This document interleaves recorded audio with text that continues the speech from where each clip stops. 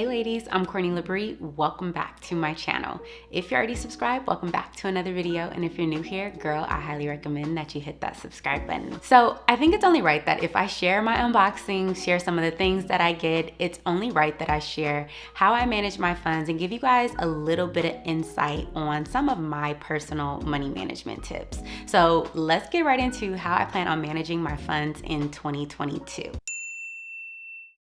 Every year I do try to set a financial goal. So a couple years back, it was paying off debt. Last year, of course, it was saving. And this year, again, I'm really focusing on saving as well. No matter the goal, really my strategy just stays the same throughout. So whether I'm saving or paying off debt, the strategy stays the same. So starting off with saving an emergency fund. Now, this is something that I learned from Dave Ramsey, and this was actually one of the tips or baby steps that I decided to keep and still implement within my own personal money, management routine.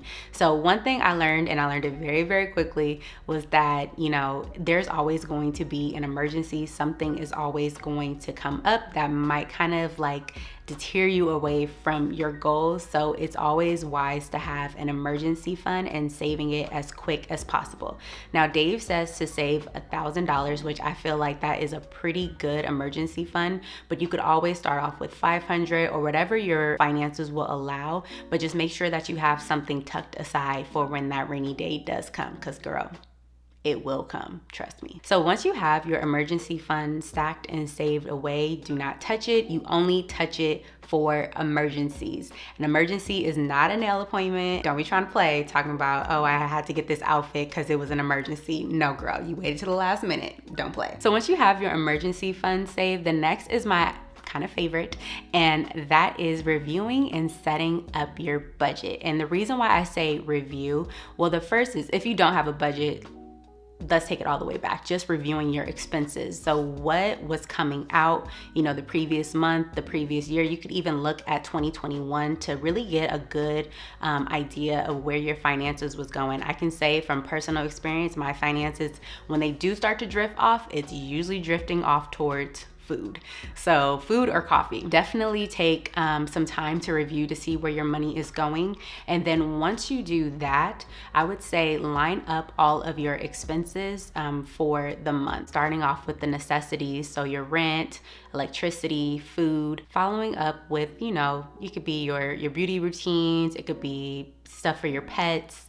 So you definitely want to list out everything. But basically all a budget is just looking at your income and then subtracting that from your expenses. And then once you have that total, once you've subtracted, all of your expenses out of your income, then you see what you have left over, and ta-da, that is a budget. I will say that one of the reasons why I was not drifting away, but wasn't doing so good at budgeting was because I wasn't capturing all of my expenses. If you do a zero-based budget, which I feel like if you're trying to really get on top of budgeting, that will snap you into shape really quick, because you cannot mess up on any numbers at all or you will be out of luck. So when I was doing the zero-based budgeting, it was kind of a struggle for me at first because I was missing some things and wasn't capturing all of my expenses.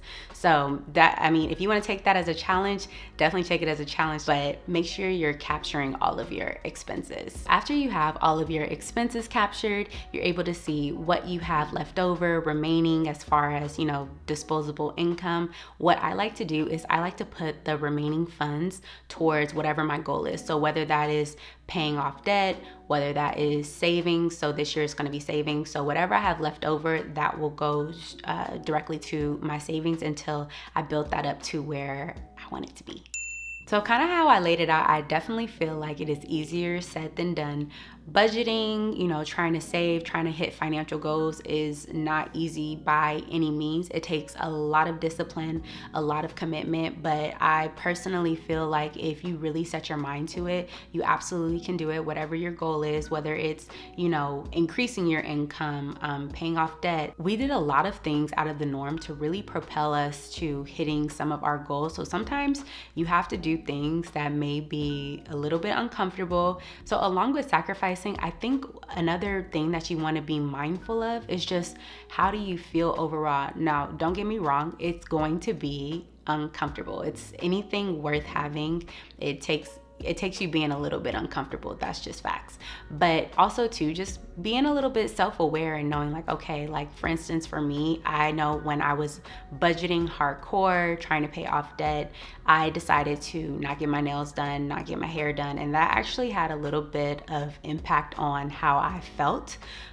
Just like internally, I don't know, I just didn't feel like my best self. So what I did was I adjusted my budget to where it was like, okay, I can get, go get a trim once a quarter or something along those lines. I can go to the nail shop and get a mani and pedi. I can budget for that. So along with sacrificing, I do feel like in order to have a healthy journey, a successful financial year, make sure you're being, self-aware and just observing how you feel, but definitely try to create little habits to inch you towards, meeting your financial goals. I know that this topic is not that fun, but I really do think it's important that we start having that conversation just about money management, financial wellness. I can say for me, I think, the luxury items, the unboxings and everything like that is really nice. Don't get me wrong, but my absolute goal is to really aim for like financial freedom. So I think it's important to continue to have the conversation, continue to have the discussion. So if you guys don't mind, leave your thoughts and your comments down below, and I will see you guys in my next video.